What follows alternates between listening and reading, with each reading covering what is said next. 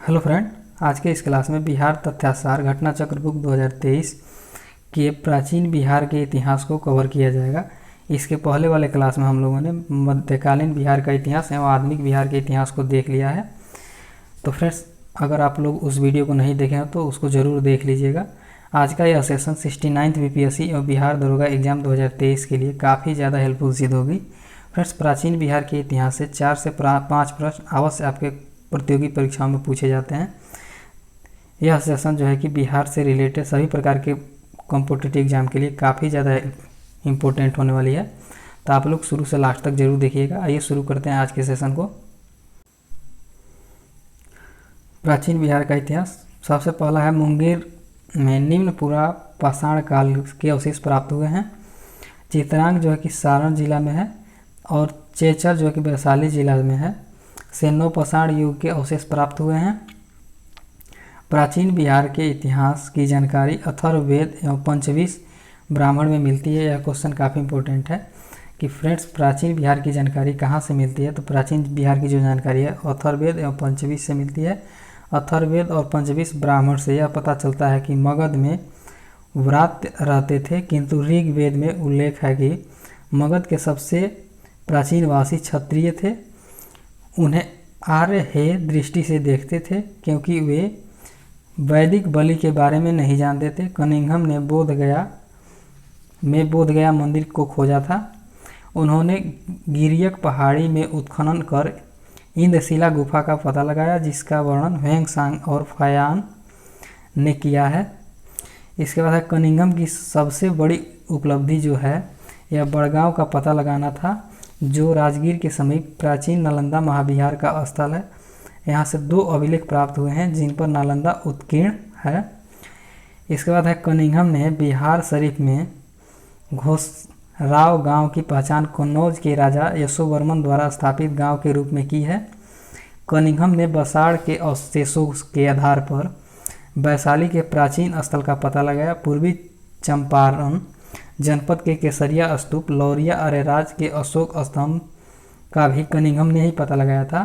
यह क्वेश्चन कई बार पूछा गया है कि लौरिया अरेराज के अशोक स्तंभ का पता किसने लगाया, तो कनिंघम ने लगाया था सर्वप्रथम। इसके बाद उत्तर वैदिक काल में बिहार का यह क्षेत्र प्राचीन इतिहास का अंग बन गया था। आधुनिक राजगिरी और गया के पास के क्षेत्र अथर्ववेद में वर्णित है। नेक्स्ट पॉइंट है, कोढ़ को हटाने वाली औषधि का आविष्कार मगध में रहने वाली असुर माया रूप नामक प्रथम स्त्री चिकित्सक ने किया था। कोढ़ को हटाने वाली औषधि का जो आविष्कार है यह असुर मायारूप नामक प्रथम स्त्री चिकित्सक ने किया हुआ था, बिहार की ही थी। इसके बाद है, बिहार के मिथिला क्षेत्र में आर्यों का प्रवेश उत्तर वैदिक काल में हुआ था। यह क्वेश्चन कई बार पूछता है कि आर्यों का प्रवेश बिहार में कहाँ से हुआ था, तो बिहार में किस काल में हुआ था। तो फ्रेंड्स, आर्यों का जो प्रवेश है उत्तर वैदिक काल में हुआ था। विश्व में सबसे पहली गणतंत्रात्मक शासन पद्धति का जन्म वैशाली में हुआ था। यह काफ़ी इम्पोर्टेंट है। विदेह माधव की कहानी शतपथ ब्राह्मण में मिलती है, जिसमें विदेह माधव सरस्वती नदी के तट पर रहते थे तथा वैश्वानर अग्नि को मुख में धारण किए हुए थे। घृत का नाम लेते ही अग्नि मुख से बाहर आ गई और नदियों को जलाती हुई सदानीरा, जो कि बिहार की वर्तमान गंडक नदी के तट पर ठहर गई। विदेह माधवन जो है अग्नि के पीछे पीछे अपने गुरु गौतम राहुगण के साथ सदानीरा के तट पर आए। सदानीरा नदी कौशल और विदेह की सीमा थी। 6ठी शताब्दी ईसा पूर्व के 16 महाजनपदों में से बिहार के 3 महाजनपदों, जिसमें मगध, बज्जी और अंग का वर्णन अंगुत्तर निकाय बौद्ध साहित्य एवं भगवती सूत्र जैन साहित्य में मिलता है। यह भी क्वेश्चन कई बार पूछा है कि जो बिहार के 3 महाजनपद हैं उनका वर्णन किस में मिलता है, तो अंगुत्तर निकाय में मिलता है। अंगुत्तर निकाय कैसा साहित्य है, तो बौद्ध साहित्य है। भगवती सूत्र में भी मिलता है, तो भगवती सूत्र कैसा है, तो जैन साहित्य है। इसके बाद अंग आधुनिक भागलपुर व मुंगेर जनपद की राजधानी चंपा थी। अंग जो है अंग की राजधानी चंपा थी। बिंबिसार इसे मगध में मिला लिया था। बजी संघ मगध के उत्तर दिशा में 8 गणराज्यों में का एक संघ था, जिसे विदेह, बजी और लिच्छवी विशेष प्रसिद्ध थे। बजी संघ में सबसे प्रबल लिच्छवी थे, जिनकी राजधानी वैशाली थी, जो आधुनिक वैशाली जनपद का वसाड़ गांव था। विदे अपने दार्शनिक राजाओं के लिए प्रसिद्ध था। इसकी राजधानी मिथिला थी। इसके बाद है बौद्ध संगीतियाँ, इसको भी देख लिया जाए क्योंकि बौद्ध संगीतियों से कई बार प्रश्न पूछे जाते हैं। तो फ्रेंड्स, सबसे पहला जो बौद्ध संगीति हुआ था वो राजगिरी में हुआ था, सप्तपर्णी गुफा के अंदर हुआ था। यह क्वेश्चन भी पूछता है कि प्रथम बौद्ध संगीति किस गुफा में हुआ था, तो सप्तपर्णी गुफा में हुआ था। कब हुआ था, तो 483 ईसा पूर्व में हुआ था। इस सम्मेलन के जो अध्यक्ष थे, इस संगीति के अध्यक्ष थे महाकश्यप थे। किसके शासनकाल में हुआ था, अजातशत्रु के शासनकाल में हुआ था। अजातशत्रु हर्यक वंश का एक प्रतापी शासक था। इसके जो महत्वपूर्ण तथ्य है इसमें यह है कि विनय पिटक तथा सूत पिटक की संकलन किया गया इस संगीति के द्वारा। द्वितीय बौद्ध संगीति वैशाली में हुई थी, जो 383 ईसा पूर्व में इसका आयोजन किया गया।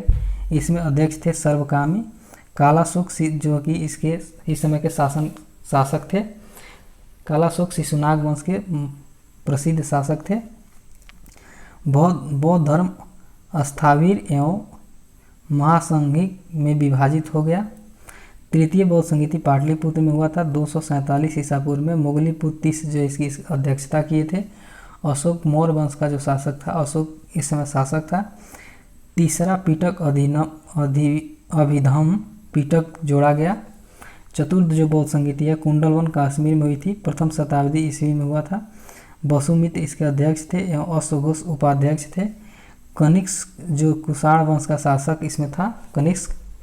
बौद्ध धर्म हीनयान एवं महायान में विभाजित हो गया। यह क्वेश्चन कई बार पूछता है कि बौद्ध धर्म हीनयान और महायान में कब विभाजित हुआ, तो चतुर्थ बौद्ध संगीति में बौद्ध धर्म 2 भागों में बट गया। इसके बाद है जैन संगीतियाँ।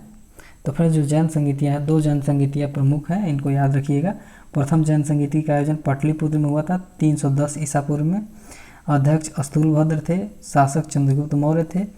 जैन धर्म दिगंबर और श्वेतांबर में विभाजित 12 अंगों का संपादन हो गया। इसके बाद द्वितीय जैन संगीति जो है वल्लभी गुजरात में हुई थी। इसका आयोजन 512 ईस्वी में किया गया। देवधर्मी क्षमा श्रवण इसके अध्यक्ष थे। धर्म ग्रंथों का अंतिम संकलन कर लिपिबद्ध किया गया इस संगीति में। इसके बाद है बौद्ध धर्म। बौद्ध धर्म में सबसे पहले महात्मा बुद्ध को देखते हैं। फ्रेंड्स, महात्मा बुद्ध का जो जन्म है वो 563 ईसा पूर्व में कपिलवस्तु के लुम्बिनी में हुआ था। शाक्य कुल में इनका जन्म हुआ था। मृत्यु जो है 483 ईसा पूर्व में कुशीनगर में हुआ था। बचपन का नाम सिद्धार्थ था। इनके पिता का नाम शुद्धोधन तथा इनके माता का नाम महामाया था। सौतेली माँ जो कि इनकी मौसी थी, जिनका नाम प्रजापति गौतमी था। पत्नी का नाम यशोधरा था। पुत्र का नाम जो है कि राहुल था। इसके बाद है 29 वर्ष में गृह त्याग महाभिनिष्क्रमण, जिसको बौद्ध धर्म में महाभिनिष्क्रमण कहा जाता है गृह त्याग को। 35 वर्ष की आयु में ज्ञान की प्राप्ति हुई थी। 6 वर्ष की तपस्या के पश्चात इनको ज्ञान की प्राप्ति हुई। वैशाख पूर्णिमा की रात पीपल वृक्ष के नीचे निरंजना नदी के तट पर ज्ञान की प्राप्ति हुई। तथागत एवं बुद्ध ज्ञान के प्राप्ति के बाद ही कहलाए। इसके बाद है बौद्ध धर्म के संस्थापक के रूप में महात्मा बुद्ध को जाना जाता है। बौद्ध धर्म के कितने रत्न हैं, तो बौद्ध धर्म के कुल 3 रत्न हैं, बुद्ध, धम्म और संघ। बौद्ध धर्म के 4 आर्य सत्य हैं, जिसमें पहला है दुख, दूसरा है दुख समुदाय, तीसरा है दुख निरोध तथा चौथा है दुख निरोध गामिनी प्रतिपदा। इसके बाद है अष्टांगिक मार्ग।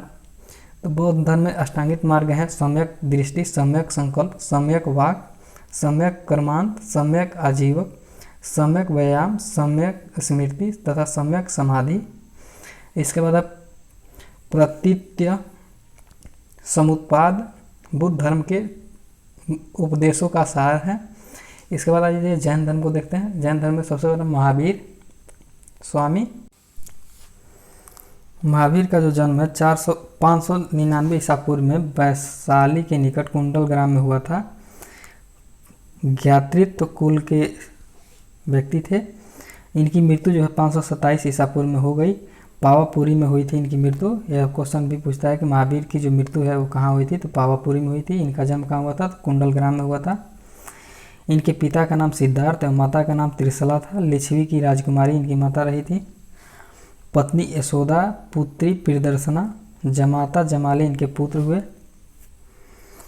फ्रेंड्स, गौतम बुद्ध के पत्नी का नाम यशोधरा था तथा इनके पत्नी का नाम यशोदा था, तो आप लोग कन्फ्यूजन में मत होइएगा। इसके बाद 30 वर्ष की उम्र में इन्होंने गृह त्याग किया। 42 वर्ष की आयु में कैवल्य यानी सर्वोच्च ज्ञान की प्राप्ति हुई। सर्वोच्च ज्ञान को जैन धर्मों में कैवल्य बोला जाता है। 12 वर्षों की कठोर तपस्या के बाद इनको ज्ञान की प्राप्ति हुई थी। ज्ञान प्राप्ति जो कि जिभ्री ग्राम के निकट ऋजुपालिका नदी के किनारे साल के वृक्ष के नीचे इनको ज्ञान की प्राप्ति हुई थी। कैवल्य प्राप्त होने के बाद यानी ज्ञान प्राप्त होने के बाद केवलिन जीन जिसका अर्थ होता है विजेता, और हत यानी योग एवं निर्ग्रंथ यानी बंधन रहित कहलाए। यह भी क्वेश्चन पूछता है कि जीन का क्या अर्थ होता है, तो जीन का अर्थ विजेता होता है। जैन धर्म के 24वें तीर्थकर हुए। 24 तीर्थकर हुए। जैन धर्म के त्रिरत्न हैं सम्यक दर्शन, सम्यक ज्ञान तथा सम्यक चरित्र। जैन धर्म में 5 महाव्रत हैं, सत्य, अहिंसा, अपरिग्रह, अस्तेय तथा ब्रह्मचर्य। महावीर ने 5वां व्रत ब्रह्मचर्य दिया, जबकि शेष 4 व्रत पार्श्वनाथ द्वारा प्रतिपादित थे। स्यादवाद यानी अनेकावाद या सप्तभंगी को ज्ञान की सापेक्षता का सिद्धांत कहा जाता है। मगध साम्राज्य का उत्कर्ष, यह काफ़ी इम्पोर्टेंट टॉपिक है, इसको आप लोग बहुत ध्यान से देखिएगा। पुराणों के अनुसार मगध पर शासन करने वाला पहला जो राजवंश था वो बृहद्रथ वंश था। बृहद्रथ वंश जरासंध इस वंश का शासक था, जिसका विवरण महाभारत में भी मिलता है। इसका बाद है अन्य साहित्यिक स्रोतों के अनुसार मगध का पहला राजवंश हर्यक वंश था, जिसकी स्थापना बिंबिसार ने 544 से 492 ईसा पूर्व में की थी। बिंबिसार ने कौशल की राजकुमारी कौशला देवी यानी प्रसेनजीत की जो बहन थी से विवाह कर काशी को दहेज में प्राप्त किया था। इसके अलावा उसने वैशाली की राजकुमारी चलन्ना जिसका नाम छलना था से भी विवाह किया। बिंबिसार ने अंग नरेश ब्रह्मदत्त को विजित कर अंग राज्य को मगध में मिला लिया। उसका अवंती के शासक चंड प्रघोत के साथ मैत्रीपूर्व संबंध थे। कालांतर में प्रघोत के इलाज के लिए उसने अपने वैद्य जीवक को भेजा था। बिंबिसार महात्मा बुद्ध का अनुयायी था। बौद्ध ग्रंथों के अनुसार उसके पुत्र अजातशत्रु ने उसकी हत्या कर मगध का शासक बना।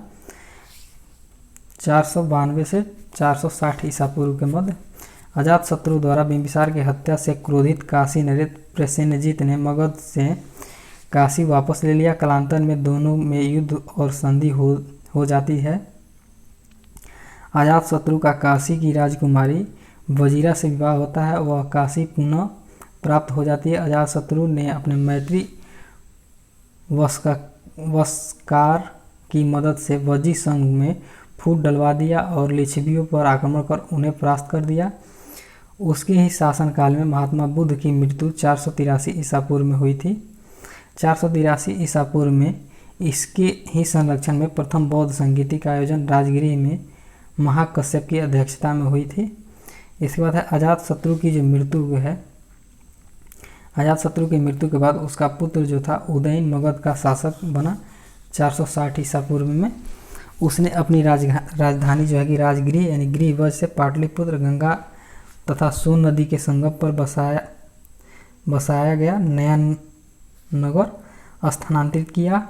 उदयन के 3 पुत्रों अनिरुद्ध, मुंडक और नागदशक यानी दर्शन ने क्रमशः अल्पकाल तक ही शासन किए। इसके बाद आता है शिशुनाग वंश। शिशुनाग वंश जो है 412 से 344 ईसा पूर्व तक के शासनकाल जो है कि शिशुनाग वंशों ने किया।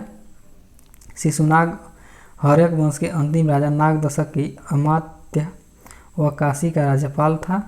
शिशुनाग ने अवंती, कौशल और वत्स को विजित कर मगध साम्राज्य में का विस्तार किया। उसके पश्चात उसका पुत्र कालाशोक यानी काकवर्ण शासक बना। इसके समय में ही वैशाली में द्वितीय बौद्ध संगीति का आयोजन हुआ, जो कि 383 ईसा पूर्व में हुआ था।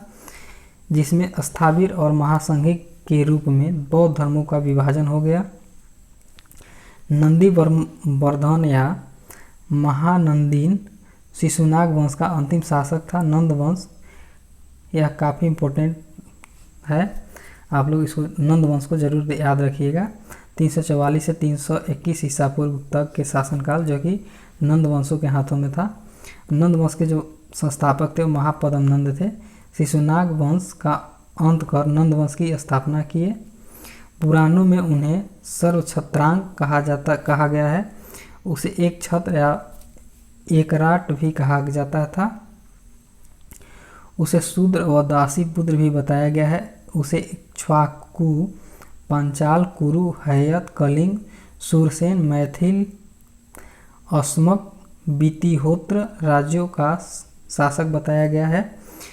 उसके शासन में मगध साम्राज्य की सीमा गंगा घाटी को पार कर गई थी। इस वंश का अंतिम शासक घनानंद था। उसी के समय यूनानियों सिकंदर का आक्रमण हुआ था। इसके बाद आता है मौर्य वंश, काफ़ी महत्वपूर्ण वंश है मौर्य वंश। पुराणों, बौद्ध एवं जैन साहित्य, कौटिल्य के अर्थशास्त्र तथा विदेशी लेखकों द्वारा मौर्य वंश के विषय में जानकारी प्राप्त होती है। स्ट्रैबो एवं जस्टिन ने चंद्रगुप्त मौर्य को सेंड्रोकोटस, जबकि एरियन और प्लूटार्क ने एंड्रोकोटस कहा है। यह दोनों क्वेश्चन कई बार पूछता है। स्ट्रैबो और जस्टिन ने चंद्रगुप्त मौर्य को क्या कहा था, तो सेंड्रोकोटस कहा था। एरियन तथा प्लूटार्क ने चंद्रगुप्त मौर्य को क्या कहा था, एंड्रोकोटस कहा था। इसके बाद है विलियम जोन्स ने सर्वप्रथम सेंड्रोकोटस की पहचान भारतीय ग्रंथों में वर्णित चंद्रगुप्त मौर्य से की है। जेम्स प्रिंसेप ने 1837 ईस्वी में ब्राह्मी लिपि को अनुदित किया। 326 ईसा पूर्व में मकदूनिया यानी यूनान के शासक सिकंदर का भारत पर आक्रमण होता है। सिंधु नदी को पार करके सिकंदर झेलम, जिसको उस समय बीतस्ता बोला जाता था, के तट तक आ जाता है। यहीं उसका पोरस के साथ युद्ध होता है, जिसे बीतस्ता या हाइडेस्पेसीज का युद्ध भी कहते हैं। ब्यास नदी के तट पर सिकंदर की सेना आगे बढ़ने से इनकार कर देती है। ब्यास नदी से ही नंद साम्राज्य की सीमा आरंभ होती है। उस समय नंद वंश का शासक घनानंद था। सिकंदर भारत में 19 महीने तक रहा था। इसके बाद चंद्रगुप्त मौर्य का शासनकाल आता है। चंद्रगुप्त मौर्य का जो शासनकाल है 321 ईस्वी से 258 ईसा पूर्व तक है। अपने गुरु चाणक्य की सहायता से घनानंद को पराजित कर चंद्रगुप्त मौर्य मगध का शासक बना। 305 ईसा पूर्व के आसपास सेल्यूकस निकेटस से चंद्रगुप्त मौर्य का युद्ध हुआ। युद्धोपरांत हुई संधि से चंद्रगुप्त को एरिया यानी काबुल, अराकोसिया यानी कंधार, जड्रोसिया मकरान तथा पेरिपेमिसदाई हेरात का क्षेत्र प्राप्त हुआ। साथ ही यूनानी राजकुमारी से उसका विवाह भी हुआ।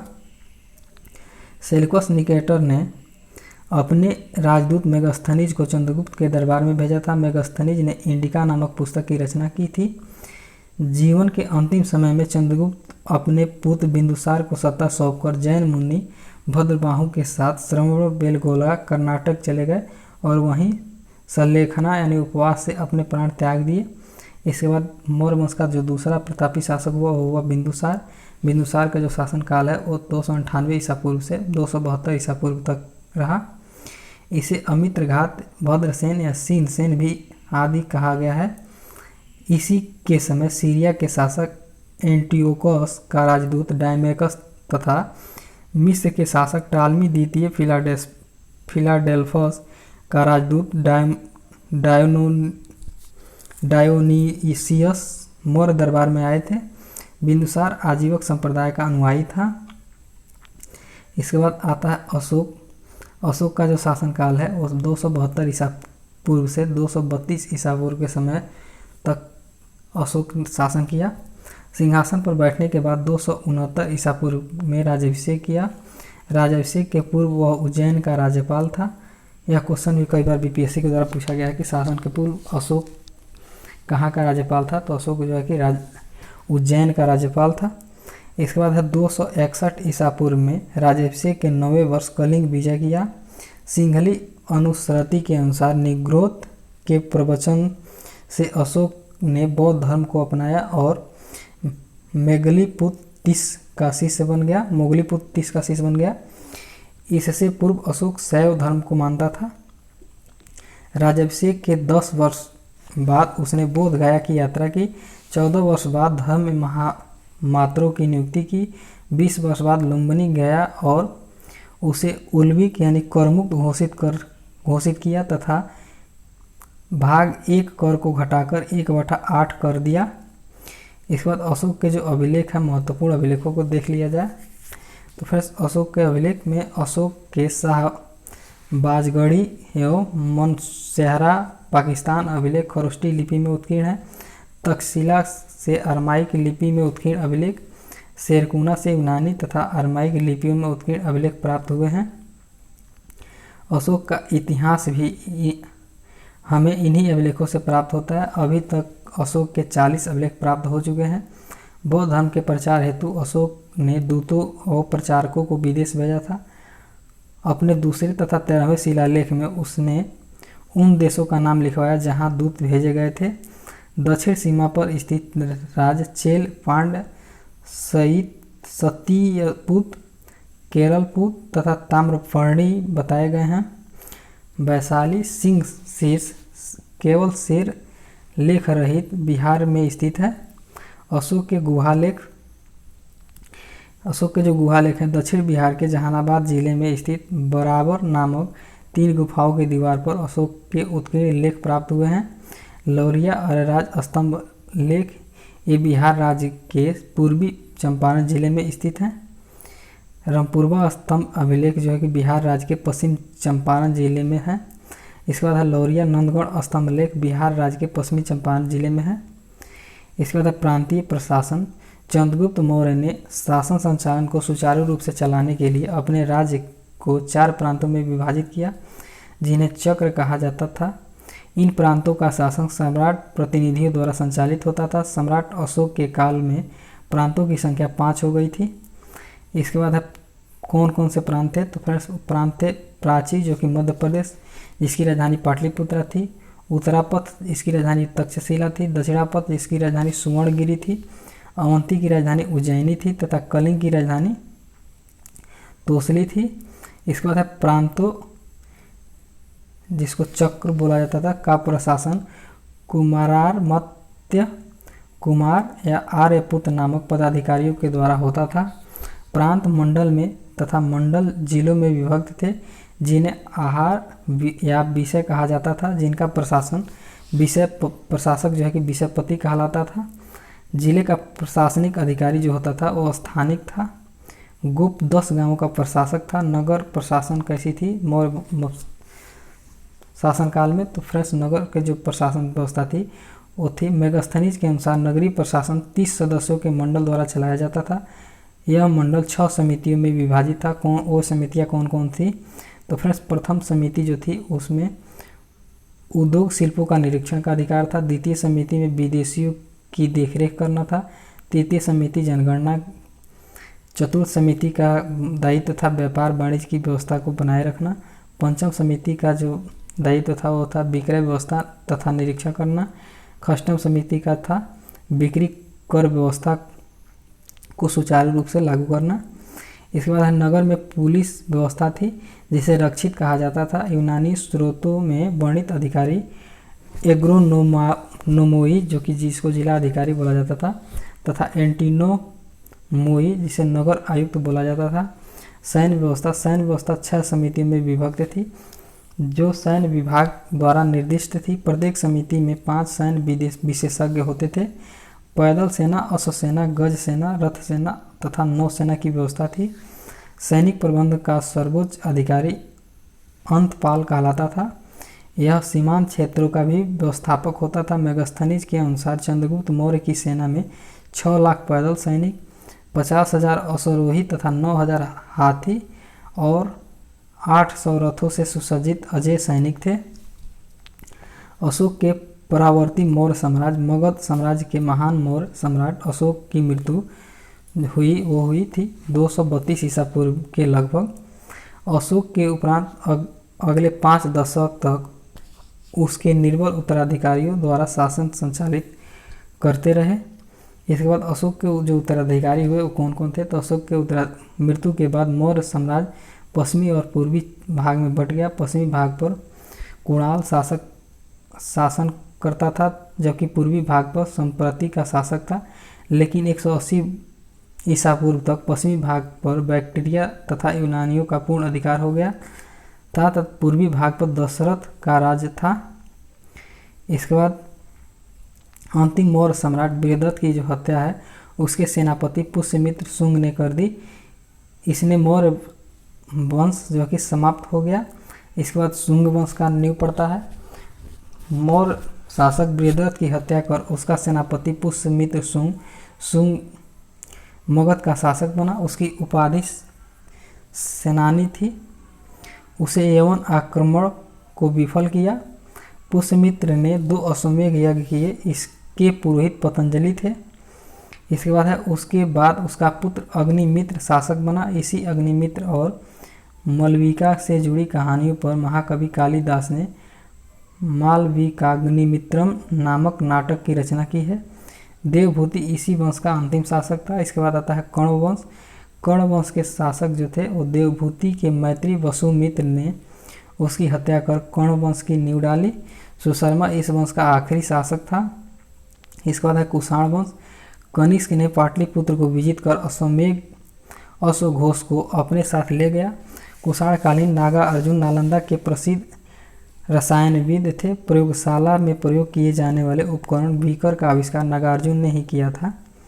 इसके बाद कुषाण साम्राज्य के बाद पाटलिपुत्र पर लिच्छवियों का शासन रहा। उसके बाद आता है गुप्त वंश। समुद्रगुप्त का प्रयाग प्रशस्ति, कुमारगुप्त का बिलसंड स्तंभ लेख तथा स्कंदगुप्त का भीतरी स्तंभ लेख के आधार पर निष्कर्षतः इस वंश का प्रथम शासक श्रीगुप्त था, जिसकी उपाधि महाराजा की थी। इसका उत्तराधिकारी घटोत्कच था। चंद्रगुप्त प्रथम पहला शासक था जिसने महाराजाधिराज की उपाधि धारण की थी। उसने लिच्छवी राजकुमारी कुमार देवी से विवाह किया। अपने राज्याभिषेक 319 ईस्वी के आधार पर इसने गुप्त संवत की शुरुआत की थी। यह भी क्वेश्चन कई बार पूछा है कि गुप्त संवत की शुरुआत कब हुई थी। तो 319 ईस्वी में गुप्त संवत का आविष्कार हुआ। संपूर्ण बिहार और उत्तर प्रदेश के कुछ हिस्से उसके राज्य में शामिल थे। इसके बाद है समुद्रगुप्त। अभिलेख और सिक्कों पर इसे पराक्रमांक, अप्रतिरथ, व्याघ्र पराक्रम, सर्व राजोच्छेदता आदि उपाधि प्रदान की गई है। इतिहासकार स्मिथ ने इसे भारत का नेपोलियन कहा था। समुद्रगुप्त को भारत का नेपोलियन कहा जाता है। इसके बाद है उत्तरापथ के द्वितीय अभियान में 9 राजाओं को विजित किया। दक्षिणापथ अभियान में वह 12 राजाओं को विजित किया। दक्षिणापथ अभियान में विजित क्षेत्रों पर समुद्रगुप्त ने केवल अधिराजत्व का दावा किया। उसकी नीति ग्रहण, मोक्ष, अनुग्रह की थी। अशोक के इलाहाबाद स्तंभ लेख में समुद्रगुप्त की प्रशस्ति उसके संधि विग्रहित एवं राज्य कवि हरिसेन ने लिखी थी। इसके बाद आता है रामगुप्त। इसकी ऐतिहासिकता जो कि संदिग्ध है। इसके बाद आता है चंद्रगुप्त द्वितीय। इसे देवराज या देवगुप्त, देवश्री, विक्रमादित्य, परम भागवत आदि नामों उपाधियों से भी जाना जाता है। इसे ध्रुव देवी एवं कुबेर नागा से विवाह किया था। दिल्ली के मेहरौली स्थित लौह स्तंभ पर चंद्र शासक द्वारा सिंधु के पार वहलिकों और पूर्व में वंग शासकों पर विजय का वर्णन है। चंद्र की पहचान चंद्रगुप्त द्वितीय से की जाती है। इसने अपनी पुत्री प्रभावती का विवाह बकाटक नरेश रुद्रसेन द्वितीय से किया था।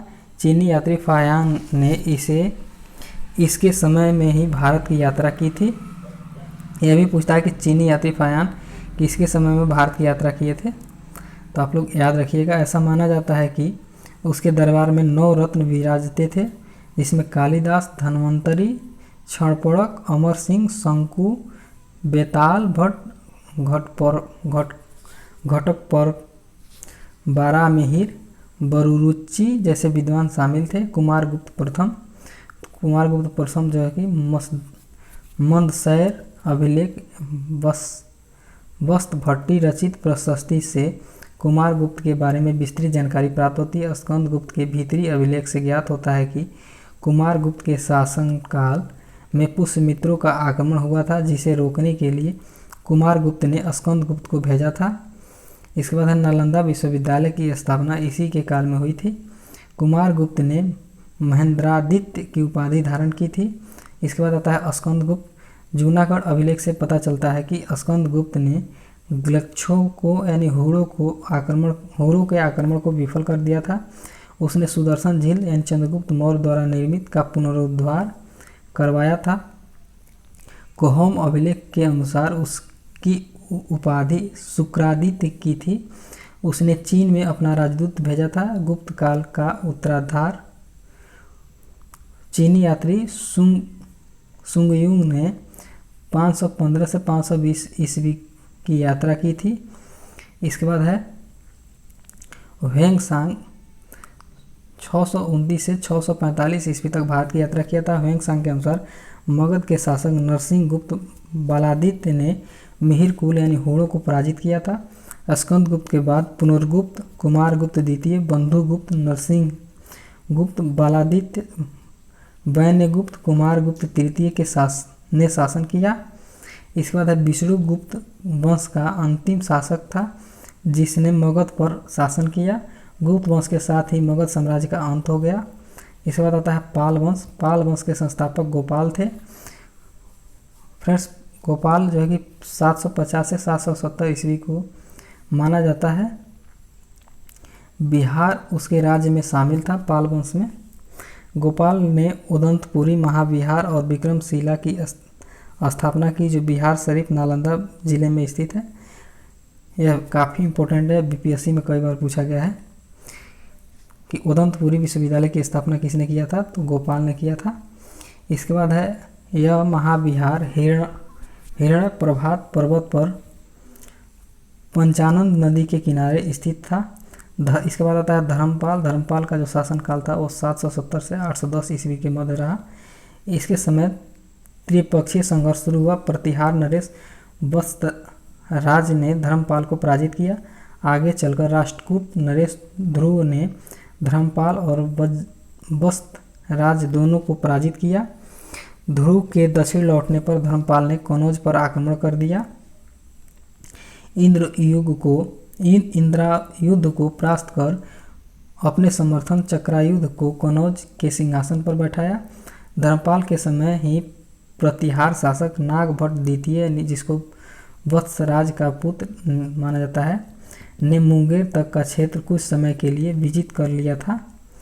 इसके बाद है धर्मपाल ने विक्रमशिला विश्वविद्यालय की स्थापना की तथा बौद्ध विहारों का निर्माण करवाया। विक्रमशिला महाविहार और विश्वविद्यालय भागलपुर जिले में अंचितक गांव में स्थित है। यह भी क्वेश्चन पूछता है कि विक्रमशिला विश्वविद्यालय का निर्माण किसने करवाया था, तो धर्मपाल ने करवाया था। कहाँ पे है, तो भागलपुर जिले में स्थित है। इसके बाद सोमपुरवा महाविहार बांग्लादेश के नौगांव जिले के पहाड़पुर गांव में स्थित है, का निर्माण भी धर्मपाल ने करवाया था। वर्तमान में यह यूनेस्को की विश्व विरासत सूची में शामिल है। धर्मपाल ने अभिलेखों में परम सौगात कहा है। गुजराती कवि सोंडल ने इसे उत्तरापथ स्वामी भी कहा है। इसके बाद आता है देवपाल। इसने मुंगेर को अपनी राजधानी बनाया। इसने जावा सुमात्रा, जो इंडोनेशिया के द्वीप है, के शैलेंद्र वंशी शासक बालपुत्र देव को नालंदा में बिहार बनवाने हेतु 5 गांव प्रदान किए। इसके बाद आता है महिपाल प्रथम। इसे पाल वंश की पुनर्स्थापना का श्रेय दिया जाता है। इसी के समय राजेंद्र चोल ने आक्रमण किया था। बौद्ध भिक्षु अतीश दीपांकर के नेतृत्व में इसने तिब्बत में एक दूत मंडल भेजा। इसके बाद आता है रामपाल। रामपाल इस वंश का अंतिम शासक माना जाता है। इसी के समय कैवर्त विद्रोह हुआ था। इसके बाद आता है कर्नाटक वंश। तो फ्रेंड्स इस वंश के जो संस्थापक है नान्यदेव थे। इसके बाद गंगदेव, फिर उसका पुत्र नरसिंह देव शासक बना। नरसिंह देव के समय ही बख्तियार खिलजी ने बिहार पर आक्रमण किया था तथा नालंदा, विक्रमशिला जैसे महाविहारों को ध्वस्त किया। यह भी क्वेश्चन पूछता है कि नालंदा विश्वविद्यालय को ध्वस्त किसने किया था, तो बख्तियार खिलजी ने ही नालंदा विश्वविद्यालय को ध्वस्त किया था। यह कुतुबुद्दीन ऐबक का सैन्य कमांडर था। इसी के साथ आज के सेशन को यहीं पे समाप्त करते हैं। फिर मिलते हैं एक बेहतरीन सेशन के साथ। तब तक के लिए सेशन अगर अच्छा लगा हो तो लाइक कर लीजिएगा, चैनल पर नए हो तो चैनल को सब्सक्राइब कर लीजिएगा, अपने दोस्तों के साथ भी शेयर कीजिएगा। जय हिंद।